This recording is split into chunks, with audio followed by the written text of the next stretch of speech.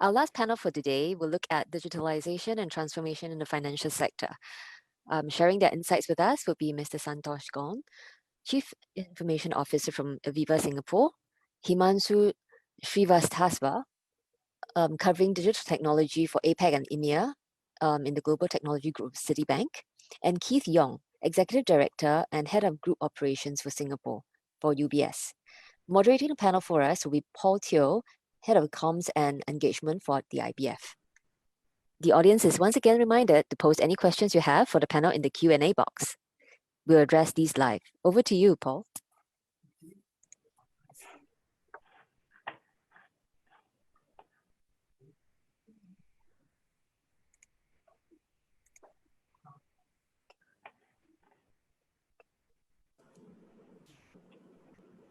Hi, everyone. Hello, hello, gentlemen. I'm just trying to see if anyone can hear me. Yes, we can hear you, Paul.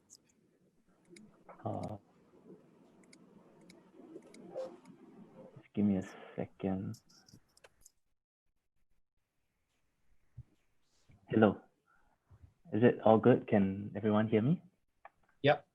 Oh, great, great. Hi. Okay. Yep. Yes. Sorry for the technical glitch. Welcome, everybody. Himanshu, Santosh, Keith, thank you for your time joining us today.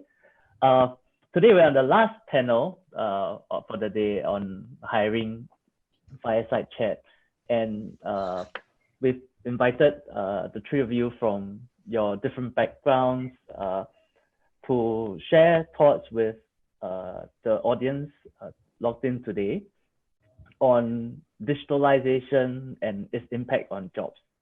Yeah. Before we go into the topic, maybe I invite gentlemen to do a quick self-introduction of yourself. Maybe I start off with Himanshu. Is he there? Yeah. Yeah. Himanshu, yeah. Thank you. Yeah, Paul. Yeah. Maybe a self-introduction. Yeah. Sorry, Paul. A quick one. Yeah. No worries. No worries. Yeah. Hi, everyone. I'm Himanshu Srivastava. I head digital technology for Asia Pacific and EMEA for Citibank consumer business.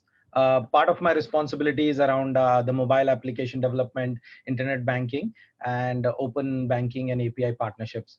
So I have been with Citi for around 17 years now, and in Singapore for over 10 years. Thank you. Shall I invite Santosh to do a quick self-introduction? Yeah. Hi, everyone. So I'm Santosh. I'm the CIO for Aviva's Singapore business. So essentially, the entire technology and transformation team is something which I manage for the business. And I've been with Aviva for the last 10 years, and in Singapore for close to about 13 years now. Thank you. Thank you for the quick introduction. Keith, you're up next. Hi, everyone. Can you hear me, Paul? It's all good. Thank you. Yeah. Hi, everyone. My name is Keith, and I'm the head of operations for Singapore in UBS. I've been with the firm for 15 years now, and part of what I do is my operations unit provide the operational capability to the wealth management business, the investment bank, the asset management, as well as the corporates and institution client business based in APAC region. Thank you, gentlemen. So actually, I would like to share what happened throughout the day. This morning, we had a few panels talking about the changes in asset management and insurance industry, including some of your colleagues. Nishit was there in the morning. We had other colleagues from the other asset management and insurance and FIs as well.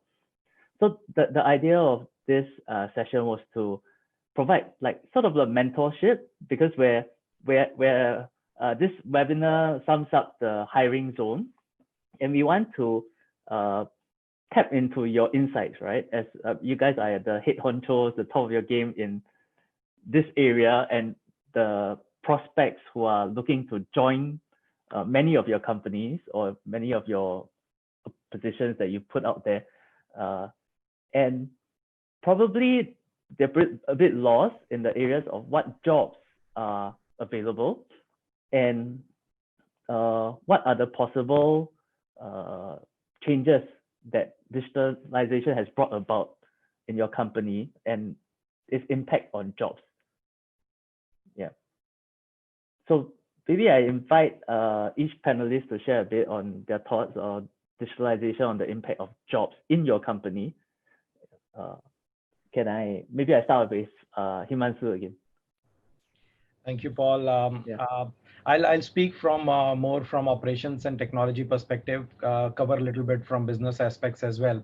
So digitalization has been going on for years, and with the recent times, it has accelerated actually with COVID situation and others. Digital acceleration in banks have actually doubled or tripled their speed.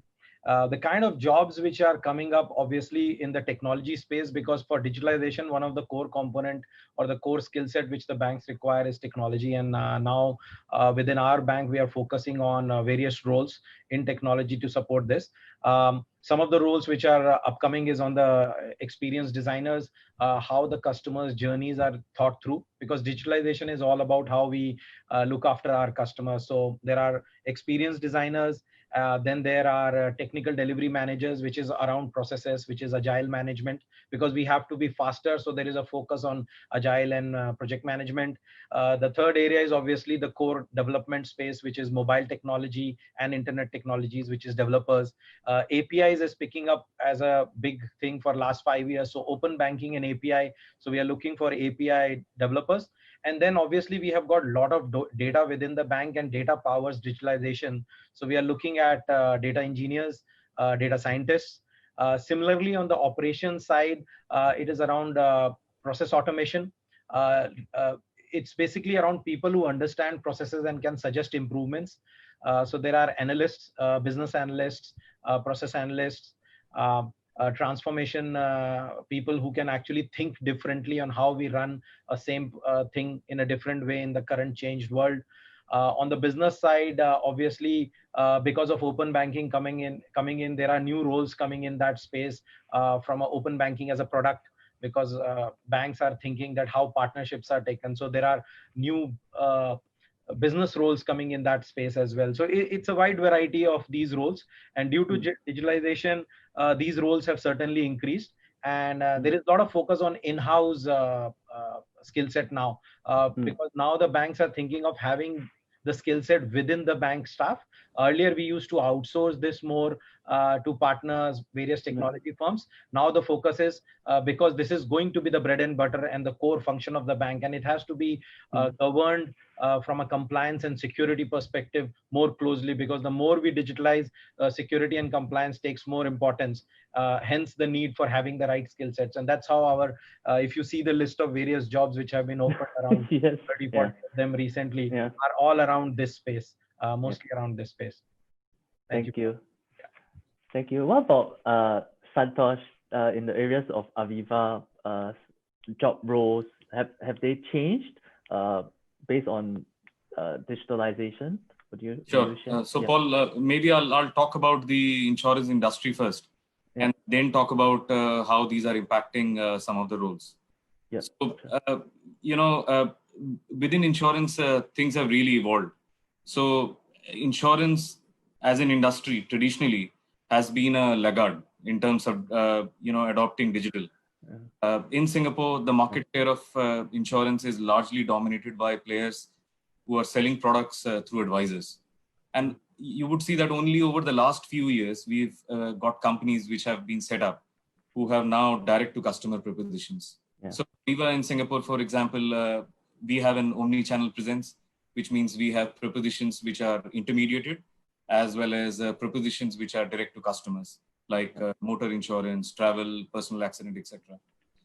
Now, over the last few years, there's been a significant push within the industry to leverage digital, largely because the customer expectation is changing. So the industry as a whole is catering to this demand with a very disciplined approach. So companies have been investing in digitalizing the processes for advisors to engage the customers more meaningfully. there are many examples. We have this point of sale solution, we have pre-sales digital solutions, we have servicing portals.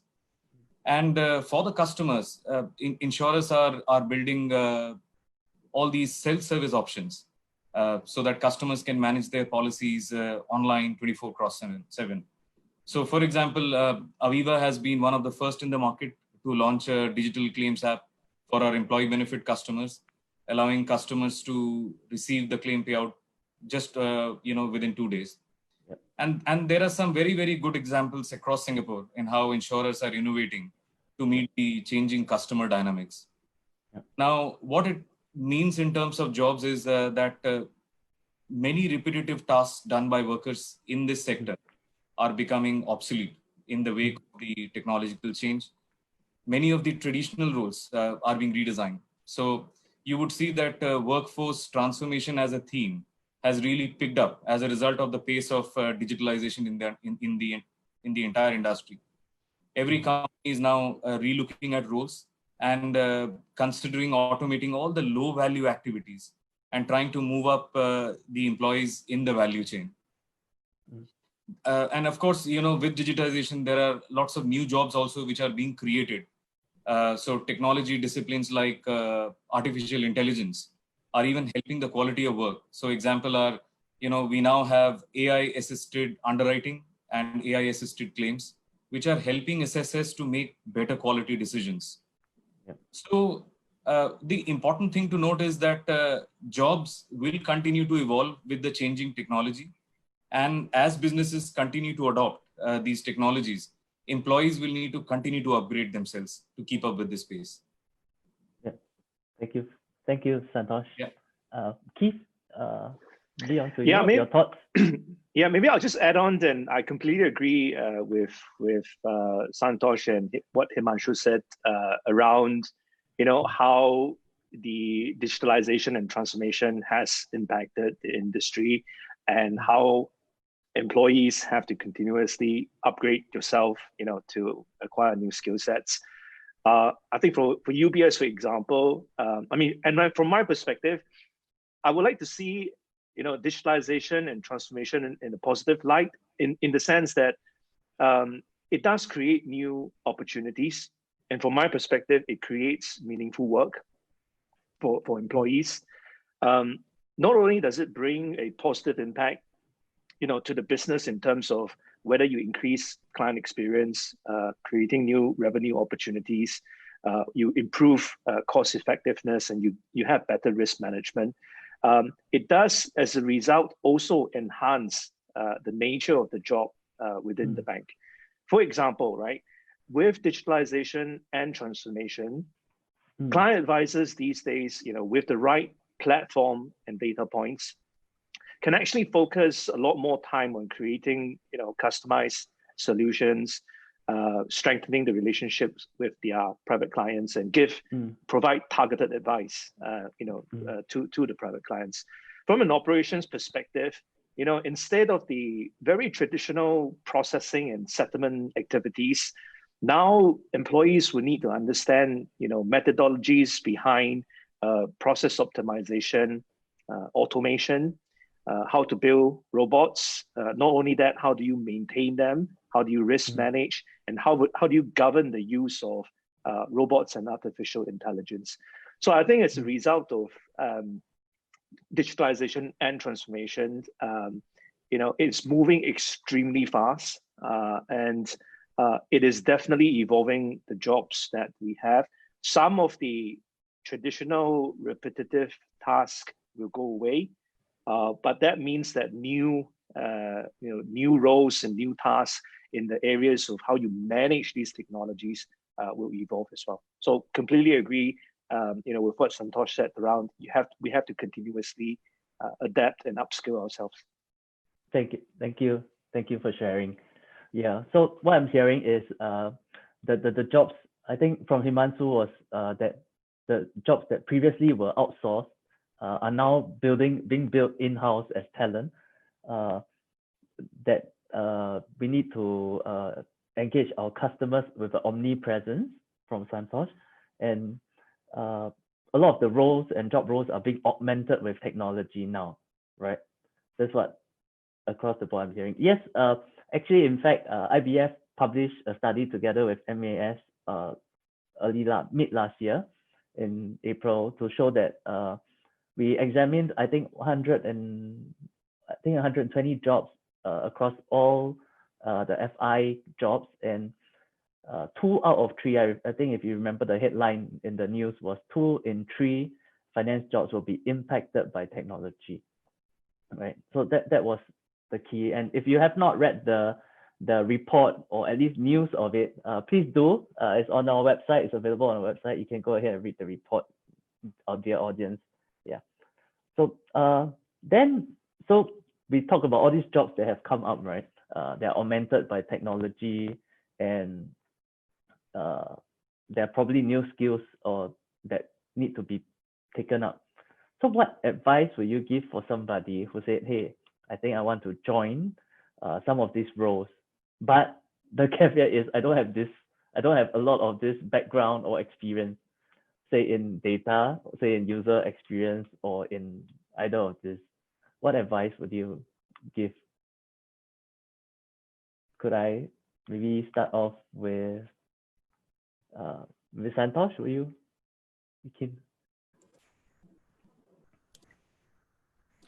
So maybe, one of the things which I would suggest is that if you're planning to make a career switch and move to new domains within a financial sector, it will require a bit of planning. So again, the scenario would depend, but let's say you are transitioning to a completely new career and financial industry is new. It doesn't mean that you will need to begin from the bottom. So even if it's not the same field, your experience will still count and can help you skip over your entry-level positions. So there are a couple of things which one should keep in mind. If you're considering making a change, start by evaluating what you want to be doing, what job would make you happy.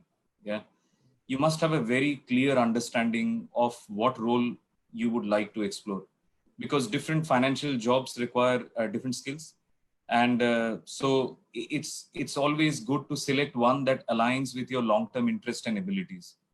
So an example is, someone with a solid interpersonal skills, for example, might do well as a financial advisor, while someone who enjoys crunching numbers might do better in accounting. So, use your network, have a better understanding of the job, increase your knowledge base. You could look at, assessing your current skills and how they could be applied to your new skills. And remember, unlike an entry-level employee, you are not starting from scratch. Yeah. And, you could look at job posting. There could be a lot of requirements which are listed. But remember, you don't need to have every requirement listed on a job posting to apply. But there are some which are often deal breakers. The last bit which I would say is that, you should attend courses, and that's the best way to learn. Yeah. So IBF accredited programs are worth pursuing, because practitioners from the industry, and I've attended a couple. So practitioners from the industry can give you really good insights to help you through the learning curve. So at every step of your career transition, I think what is important is that you should think of your years of experience as an advantage and not an impediment, because remember that your experience is still meaningful. Thank you, Santosh. Would like to check if Keith and maybe Keith, you have any thoughts to add on? Yeah. I just want to add that definitely education helps in terms of signing up for courses and going for to upskill yourself, but education is only a very small percentage of equipping yourself to be ready. I think what's important is apart from getting an education which you can control and you can sign up for courses, right? Lots of courses available, is to try to gain exposure and experience. And I guess depending on how far are you along in terms of your career, find opportunities to join traineeship. Now it's a perfect time. There's lots of SGUnited traineeship and mid-career programs. Find ways to join those traineeship to get your foot into the door and to, through that, gain exposure, be open-minded, be curious, invest the time to understand the basics of the business, invest the time to network with people, to understand, how a bank works, for example, what operations is about, for example. There are many, many departments, that may interest you. And I think to what Santosh said, I completely agree. Think of your strengths and your skill sets that you have accumulated over the years, and find ways to demonstrate on how you can apply them, into the new space which you would like to venture into. Thank you. Yeah. Himanshu, yes. Yeah, I just add up. Yeah. Basically, one has to be. One has to self-assess themselves to identify the right skills, and I would say every job hones you or trains you on certain skill sets, specifically the soft skills, which people tend to feel are not very critical. But I would say that we give more weightage to soft skills, and when I mention soft skills is around self-accountability, how much passionate you are about a work. Self-awareness of what you can and cannot do is also one of the critical soft skills which one needs to know. And I would take an example, because a couple of years back we had few people whom we hired specifically in digital technology, and they had no experience on specifically on mobile tech stack. And in fact, one of the guy was a teacher, and in fact we found that person to be very good in adapting and learning. The way the person could quickly cover a course and then learn a new technology, that person was really good at. In fact, the person went through internal trainings and self trainings while in the job and was able to acquire certain skill sets. And obviously within the organization, there's a group which is formed to help new people who are changing career. I agree with Santosh that people will not start from the bottom, but we need to level set them correctly. So there is a calculation based on the experience you have, and based on that a level is given to you. Obviously it's not a start, but it may not be exactly equal to your years of experience, so you may have to discount some of the years of experience because of the course skill set not being present. But still I feel that it's very easy, or sometimes if you have a structured approach, then it becomes much easier to switch to a new role. And there are various tool sets available in the market, and specifically in the data space. I have seen a lot of people picking up Python as a language within 3 months. It's pretty simple. Basic concepts of metrics and data, a lot of people learn in their jobs. If you are in inventory management, or if you are even in a retail area, you learn these skills. You just need to identify them and then apply them in the with the right thought process. Thank you. So on this same thought, I think many of the candidates, I had this question yesterday, so it still boggles me till today. So a lot of them, the audience are asking, like, how do I get a foot in the door? That means, how do I even get noticed in the resume and get the first interview? Especially when my willingness to learn, attending traineeships, I think might not come through on paper. So what advice would you give, particularly on sending that first resume or getting noticed? Do you have any advice for the audience? Maybe I'll start, Paul. I think thank you. From my perspective, I think the key is how do you differentiate yourself? Differentiate yourself from the hundreds of applicants and the CVs that come through, especially where you don't have the relevant experience. Exactly. Yeah.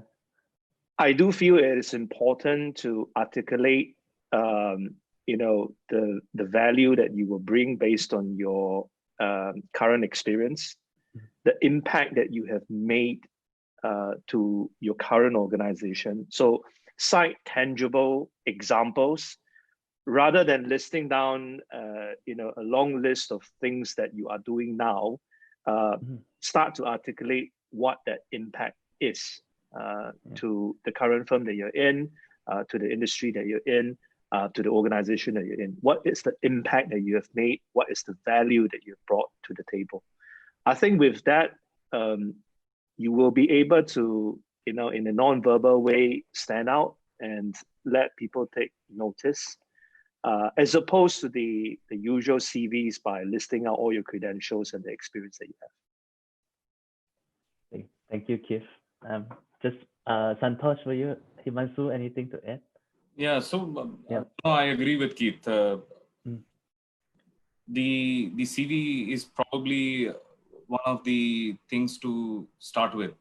Has to be aligned to why you are applying that role for. So you must be able to clearly articulate that why you think you are better compared to most of the others. And essentially, from an employer perspective, while we always look at relevant experience, but it is only during the conversation it gives us a better understanding of how the role would fit. So CV gives a better chance for you to get shortlisted. But once you have been shortlisted, you are still, on the same platform. You're being compared against people who have got relevant experience, people who have done it, people who know the job very well. Yeah. So the most important piece is that how do you get your message across that you are taking a big career move, and how's your adaptability? What changes have you done in the past, which gives the confidence to the employer that you've got a growth mindset? Because most of the roles within financial industry, are fungible. A lot of them are fungible, but many companies do not want to take a chance. Again, the risk appetite varies from individual to individual. So most of the people would give up that, I may not even get it. So forget about applying it. So first work on, absolutely, I agree with you. First work on the CV, make it impactful, make sure that your relevant achievements and the work which you have done, when people read the CV, they are able to relate to it. And second, when you get a chance to be interviewed, make sure that it is impactful. Show your appetite to learning. Show that, your growth mindset on how you will adapt to your new role, even though you may not have the relevant experience. Thank you. Himanshu? Yeah, I'll just add, I think Keith and Santosh has covered all the key aspects. Once you are in an interview, so one thing which I have found very interesting about candidates, and we think of giving them opportunities, people who can describe their story. You have to look at your start till end, and you have to really look at how your career has been progressing. There are always key events and learnings in every experience which you have acquired, however big or small it may be. And people who are able to assess and articulate that, they automatically showcase that skill, that they understand what they do and what they bring to the table in whatever role they are. And those kind of people can fit in wherever. So that is something very important. Articulation of key life events. It could be a small example, like an example of a teacher managing a student or a group of counseling. That could be example. It could be a customer representative handling a specific case of a problem with a customer or a situation. Now these are examples. Sometimes people ignore them, but when you spend time and think about them throughout your life, you would find one or two key examples in your experience. If you can articulate them correctly in an interview, you grab the attention of the interviewer, and obviously that shows a self-awareness, self-assessment skill set, which is very less in some people. Because if you can assess your weaknesses, you can assess your strength, you can work on it. So that is something which I would advise people to prepare before going to an interview. Create your story and then try to sell yourself based on that story. It sounds logical. Thank you. So I'm just thinking whether the process is this. That means on the resume, on the CV, we have to catch attention, right? You have to be different. You have to catch attention. You have to not list everything that you want, you have to tailor it, you have to write it according to the job role. But once you're in the interview, that's where you show your aptitude to learn, your passion, because that doesn't come out on paper. Is that generally the sense? Yeah. In fact, I would just add that Paul, while we put a lot of emphasis on CV, the work starts before the CV. So the most important thing for an individual is to first understand that why does he want to do that role? How does it fit within his long-term career aspiration? If he's able to answer that, the rest of the steps are going to be a lot easier. Because then you can, going back to Himanshu's point, you should be able to articulate a very clear story in your CV, and when you get a chance to be interviewed, that why you are the most logical fit for that role.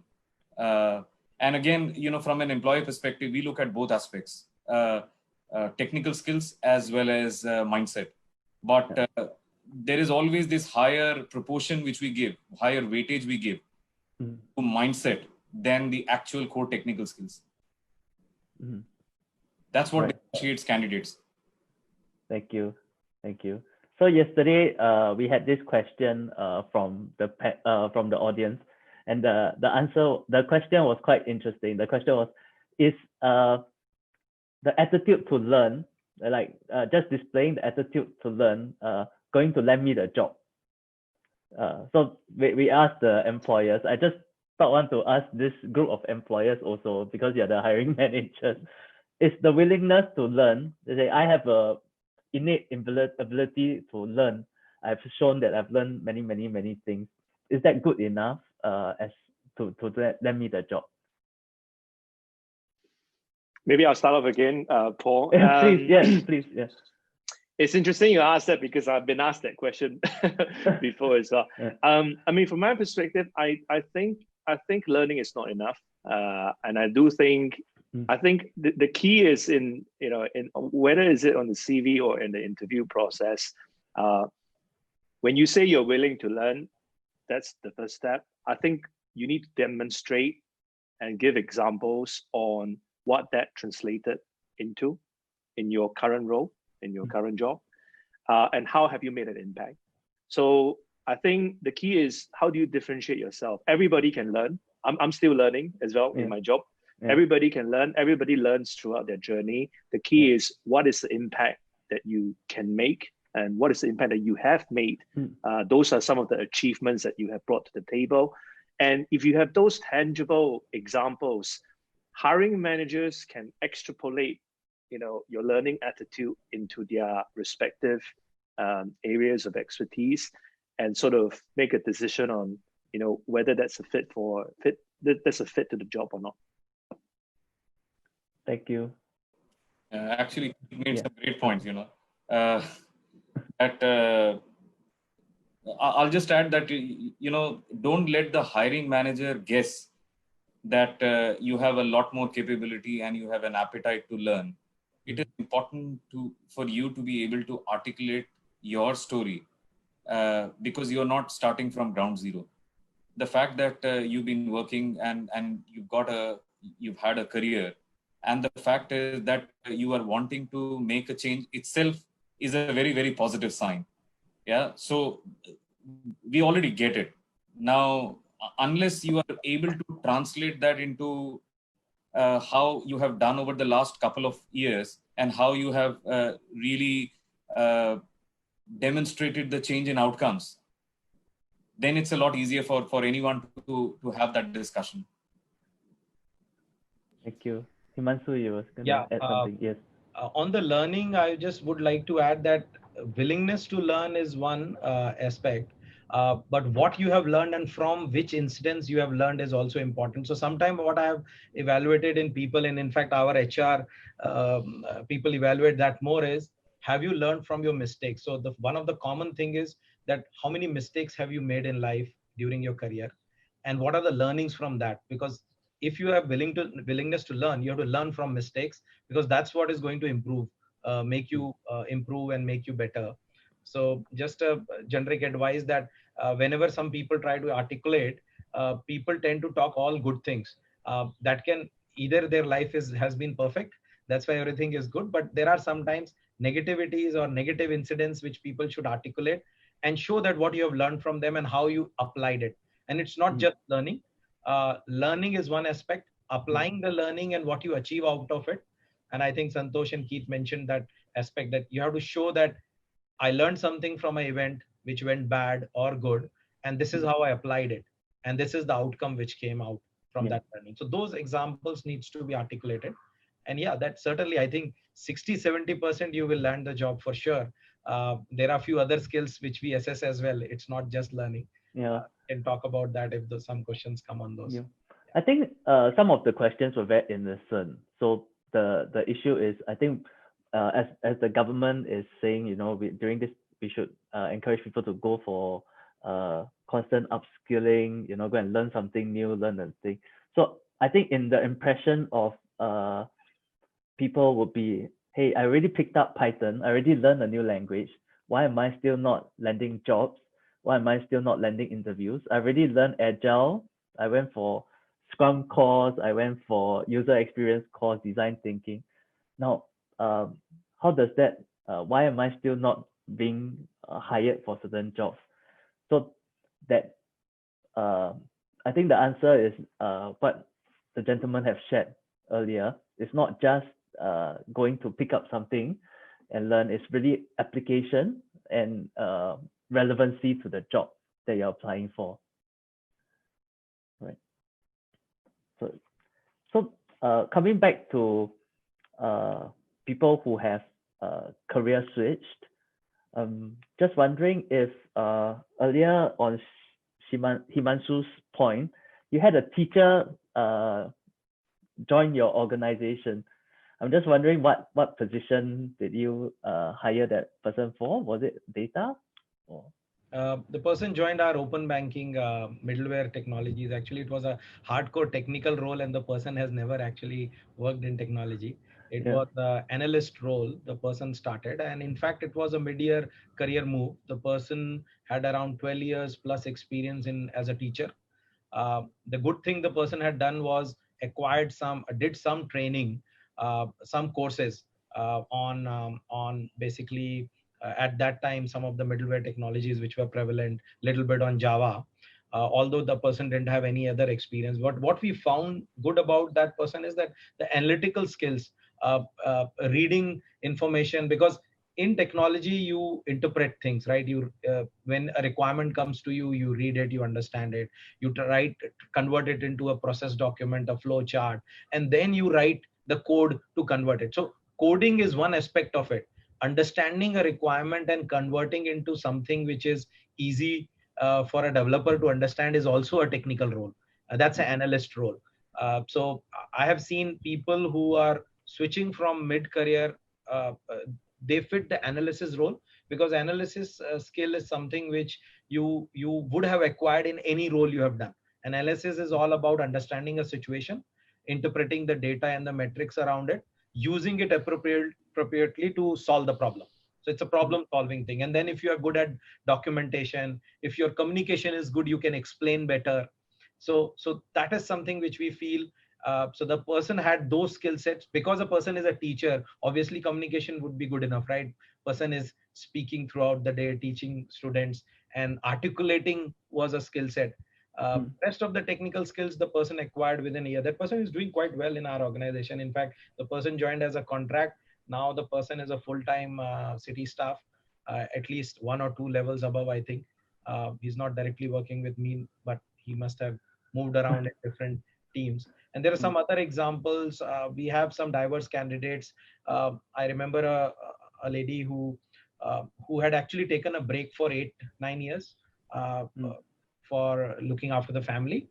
And so she wanted to switch in, and looked like that a program manager role suited that profile. Now, program management is also around a person who's meticulous in task management, right? You just have to know that how well you can create your checklist, right? A person, every day we use a checklist, right? If I have to buy grocery, I have to finish my kids, help kids with certain things, or I have to do house chores, I create a task list, and then how meticulously I manage those tasks, time management.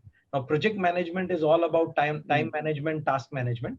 And then obviously functional technical knowledge of the area where you apply comes in. But we have seen that those things you can acquire if you are understudying with a senior project manager. So a person can join as an assistant project manager, work with a senior project manager, and then learn over 3 months or 2-3 months. So those kind of roles we have seen. In fact, that lady was, in fact, she got that opportunity. She's doing fine as well. So 8 years break and then switching into a project management role. Obviously, we encourage people to do courses, which I think IBF offers some of them. There are a lot of other agile project management courses as well. So these are some of the examples I have seen over last 4-5 years. Many more are happening. And this time is so dynamic, and there are a lot of opportunities being created. Actually, it's not that we are short of opportunities. In fact, when I looked at the list of jobs, we are hiring a lot of people in last 6 months compared to last year. Yeah. So despite the scenario which has come in, the hiring has increased. I think one of the questions already posted was a lot of the jobs which are non-tech, non-data, are they suitable for mid-career switch? I think Santosh, would you like to share? So if I get the question, I think they're asking if I don't have a tech background, or a lot of the positions that you've advertised, I think the different organizations have advertised, are they actually open for mid-career switches? I think the answer is probably yes.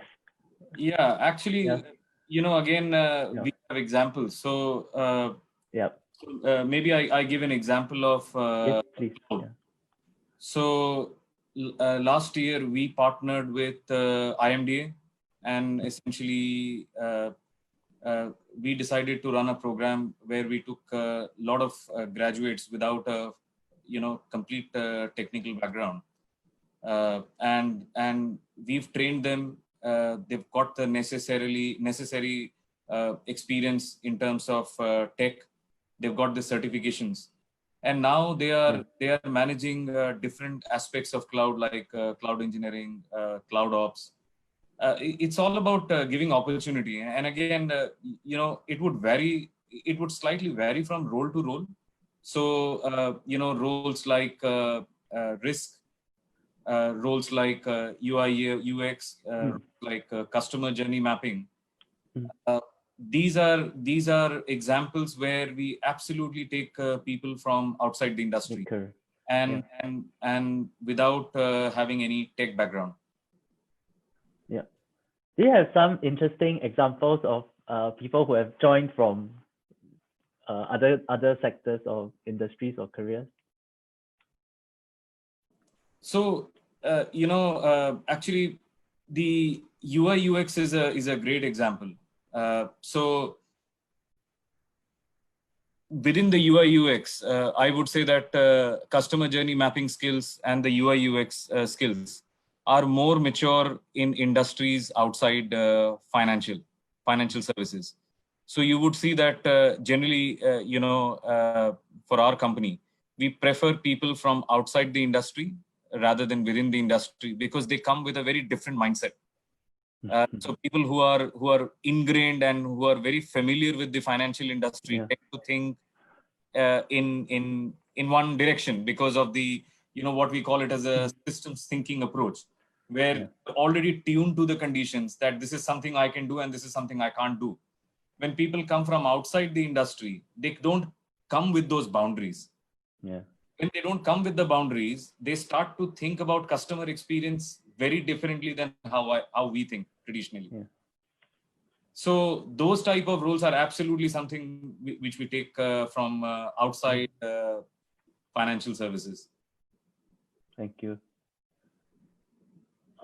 Keith, you have something to add your views to? Examples maybe?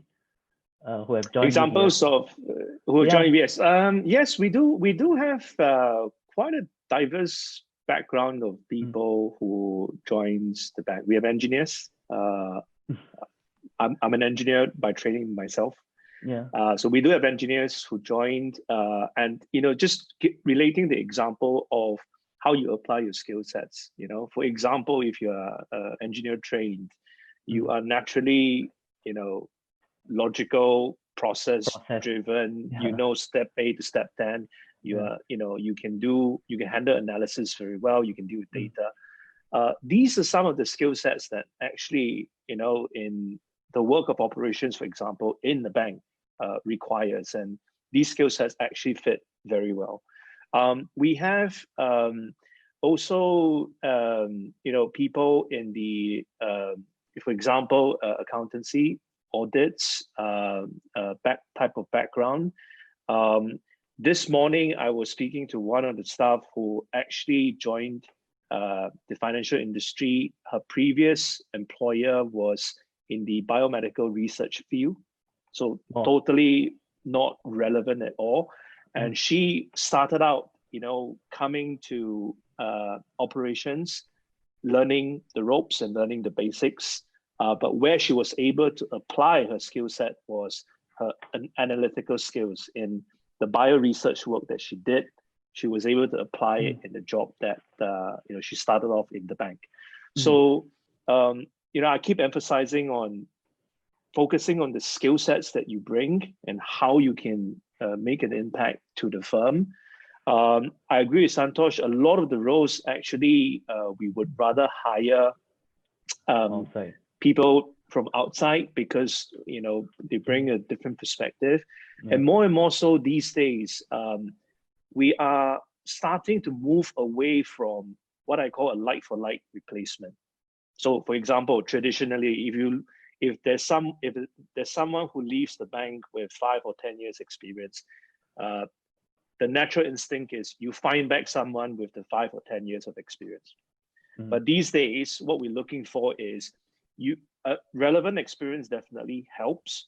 But actually, if you have Python, if you have Ultrix, if you have, knowledge around RPA and automation, right? I need not find that 10 years of experience that, have left the bank. I would rather have those skill sets, right? And apply it into the firm. So I think for me is, I think one thing also key to know is, we are definitely looking for people which is non-data and non-tech related. We are not saying that today we stop looking at all the traditional functions and start looking for skill sets in the future, right? But the key thing is, when you bring in those skill sets, the relevant skill sets, I think it's important that we need to adapt and upskill and learn new skills, right, to evolve as the industry evolves. Thank you for sharing.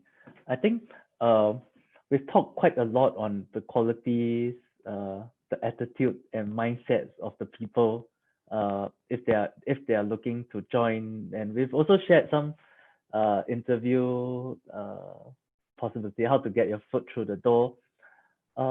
Maybe as an industry as a whole, insurance, asset management, banks, for somebody who's doing a career switch into financial services, what are they stepping into?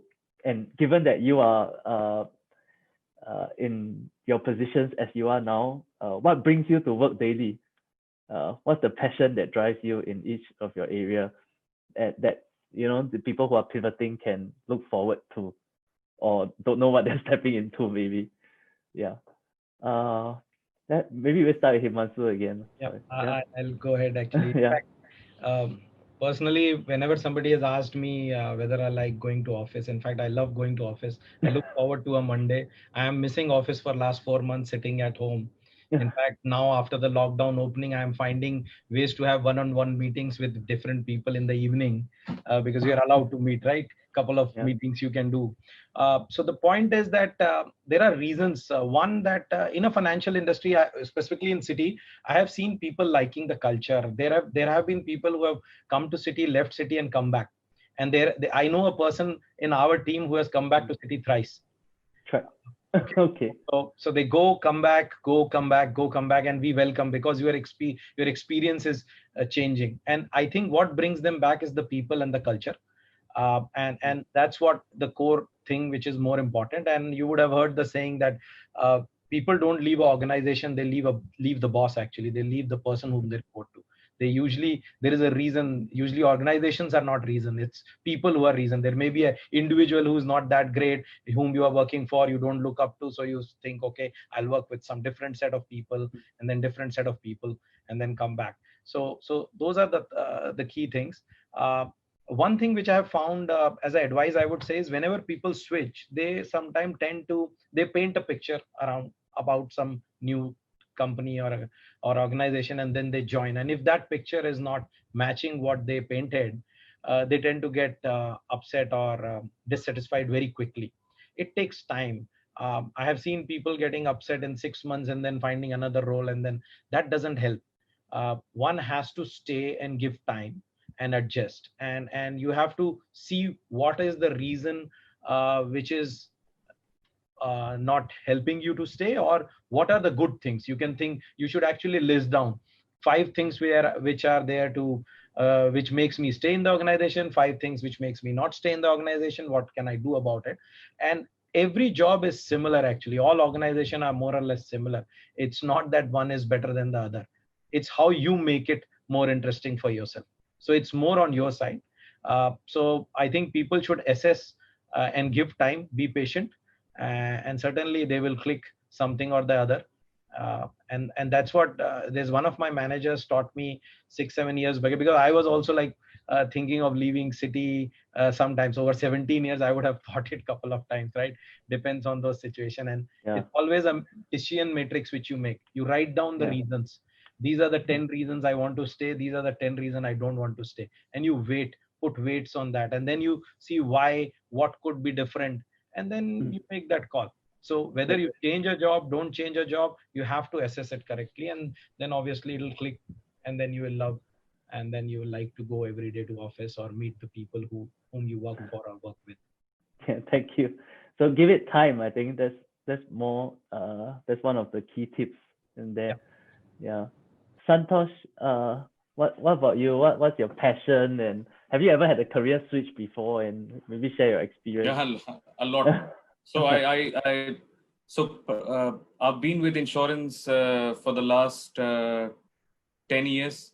And prior to that, I was with different industries. So I was associated with telecom, and before that, it was manufacturing. And again, different domains. So somebody talking about a mid-career change. Though I've been associated with technology, but I do not have a technical background. Wow. Okay. Yeah.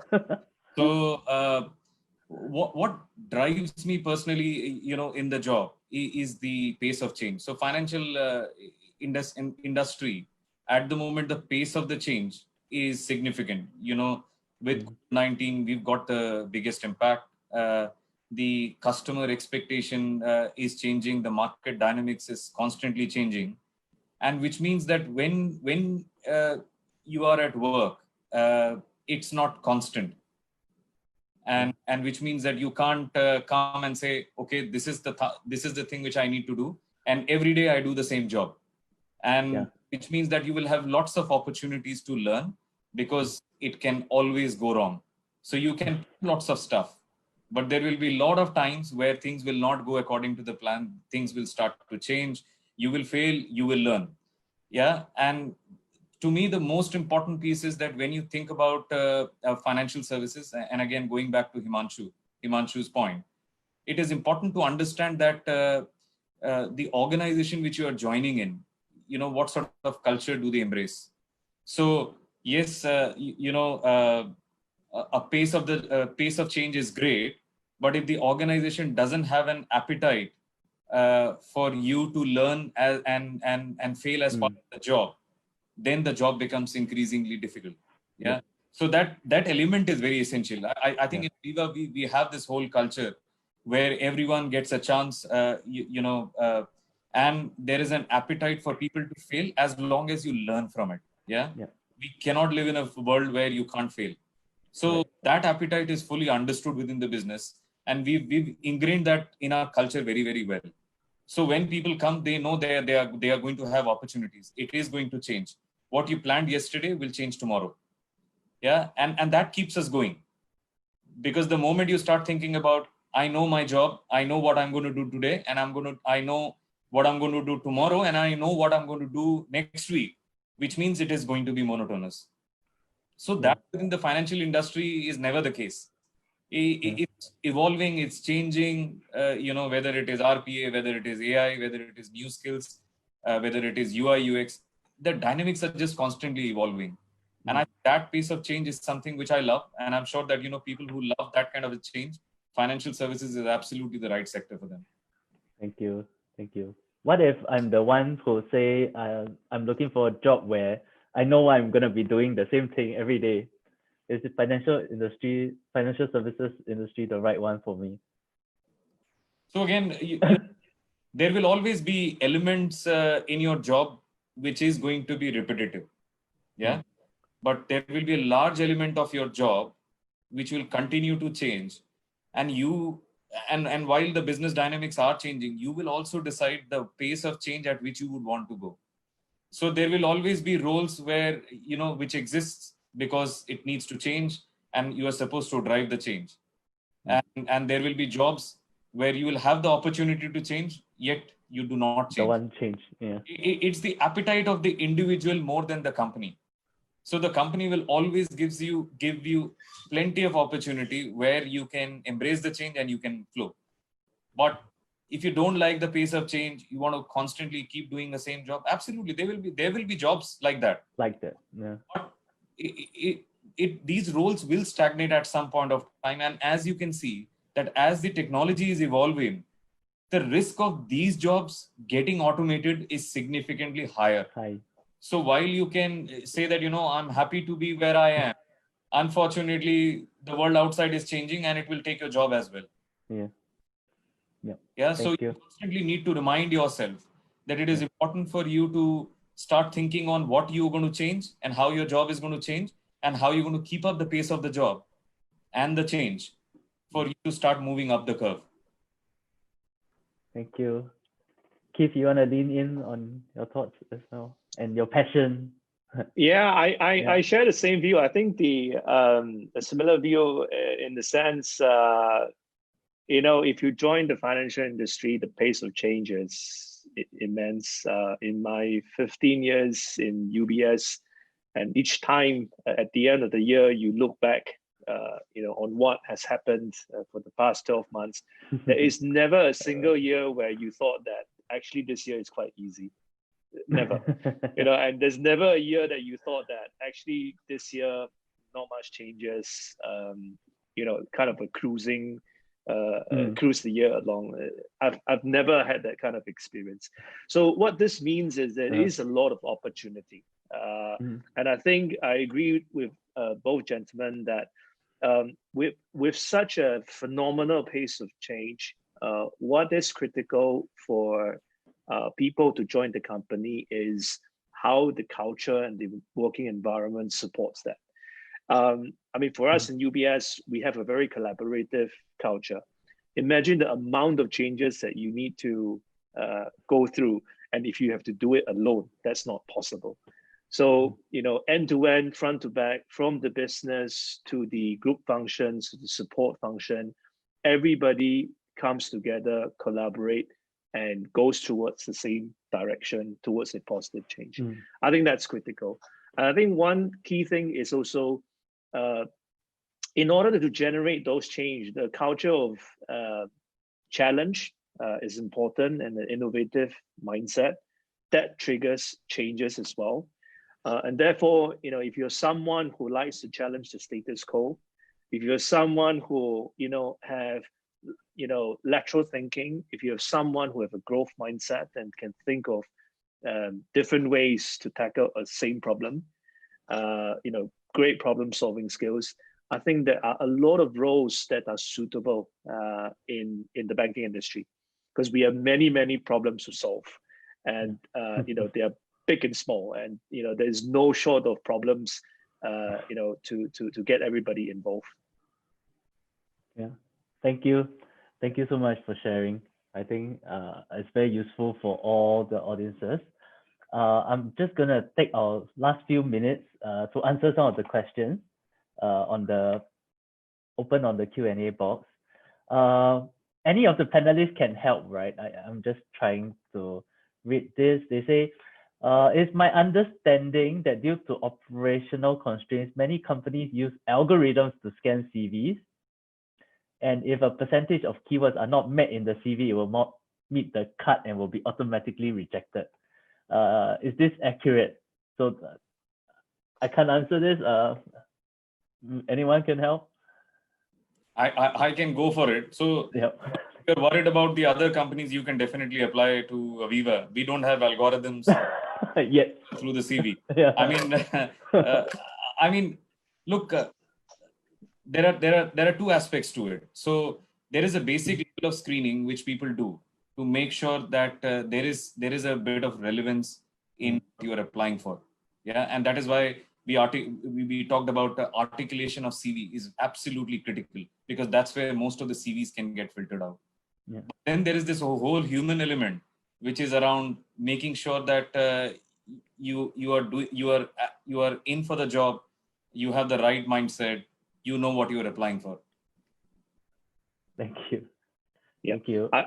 This sounds like a Mythbusters session. Yes. I can definitely say we don't have algorithms as well yet. Thank you. Yeah. But I think it's important. I think we come back to the point where it's how you differentiate yourself through the CV. I mean, written, it's hard. I think I still go back to the point, rather than having a laundry list of what you do. Focus on the few key elements on tailoring your CVs to the job that you're applying. Demonstrate how you can apply and make their skill sets and make an impact. Thank you. Himanshu, do you have some? Yeah, I'll just pick a few of the questions I was just going through. I typed the answer as well. So one of the question around banking industry, most of the time are hiring higher level, but what about lower level opportunities? In fact, we are focusing on mid-level. In fact, the most demand is at mid-level, and even for freshers now, because senior people don't switch jobs so frequently, and those roles are very limited. It's like one in out of 1,000. So mid-level, in fact, I just scanned through the 37 jobs which City has posted. There are around 14 to 15 mid-level roles, ranging from, I think, 2 to 6 years of experience. Relevant, irrelevant, we can figure that out. So that's certainly there. And about one of the questions there are around referrals. Do we refer? Go with yes, yeah. Another myth. Yeah. In fact, I am surprised. Like, there are few jobs which we posted recently, and I asked my team, there were no applications. I was surprised. So they said only 4 people have applied, and we need at least 8 people to interview before we select one.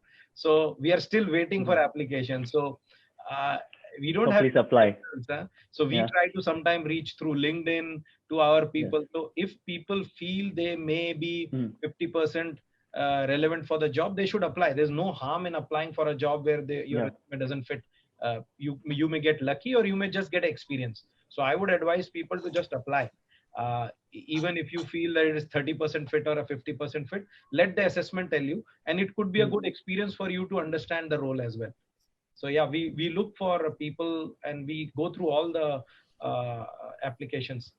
There's no algorithm as such. In fact, we have so many algorithms to write.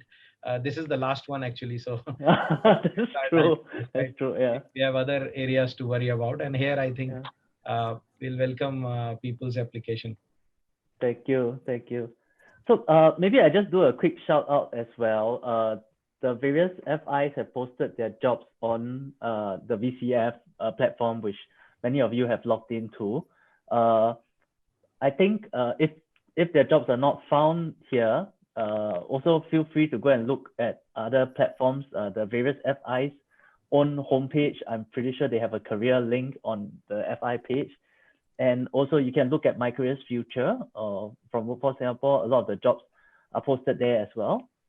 So let's go on to the next question. It's been on my experience on several occasions where I've been advised that the role is either too junior for me or I was too senior for that role.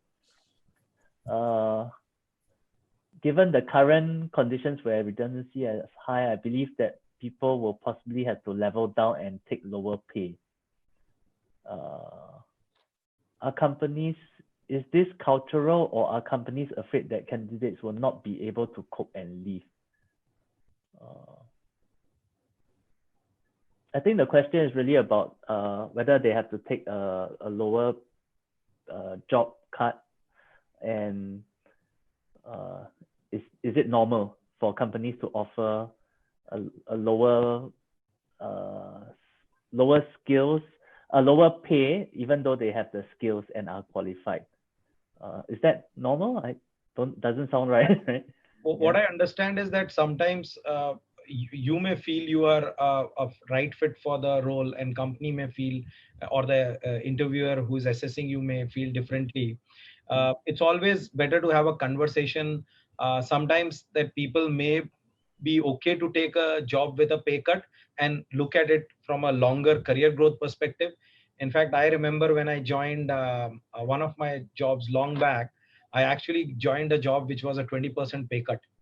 And it turned out great for me. By the way, that was Citi. I joined Citi from my previous company with a 20% pay cut, and it worked out superb for me. Last 17 years have been great. So it's an individual's decision. I think having an open discussion with the manager who is hiring or the HR around what you feel about the role and the long-term path for it. Money should not be a factor. And sometimes we have seen people who have been paid less suddenly given higher. That also happens, or vice versa as well. It should be open discussion and assessment both ways. Yeah. So in our case, Santosh, yeah. Add to what Himanshu shared. In our case, we hold the compensation discussions only after we would have identified that a candidate is fit for the role. So fitment for the role comes first before the compensation discussion happens. I don't think that we, at this point of time, we have a policy where we would differentiate that because I have chosen you, even though I have chosen you for the role, and you don't have that relevant experience, so we will bring your compensation down. We do not have any such policy.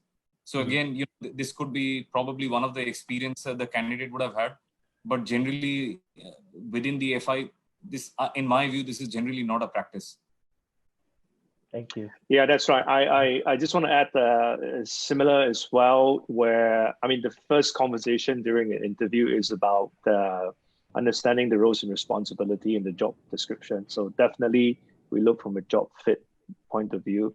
I think these type of cases happened when, there's a mismatch of expectations. So I do think that every role with its level of roles and responsibility will commensurate a certain compensation.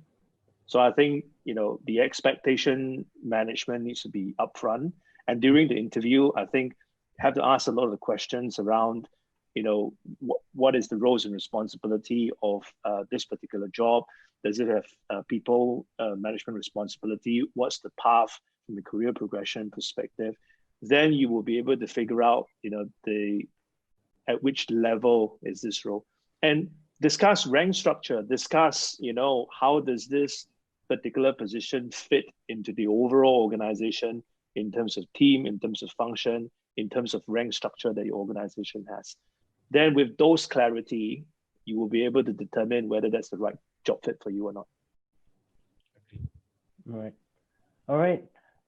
Thank you, gentlemen. Actually, we've answered most of the questions on the panel that have been answered. I think one last one is they asked whether how long will the jobs posting be available until. In the platform, it will be open till the end of today. Thereafter, if you want to apply for jobs, my suggestion is to go to My Careers Future page to apply for the various FI jobs, or visit the various FI pages. Yeah. With that, we've come to the end of our panel session. On behalf of IBF and on behalf of all the audiences, I thank our panelists for your time and your valuable advice and insights that you've given. I think we've got quite a lot of good tips and ways and ideas to approach this mid-career switches, the individual questions as well. Thank you, Paul. Thank you for having us. Yeah. Thank you. Thank you, everybody. Thank you.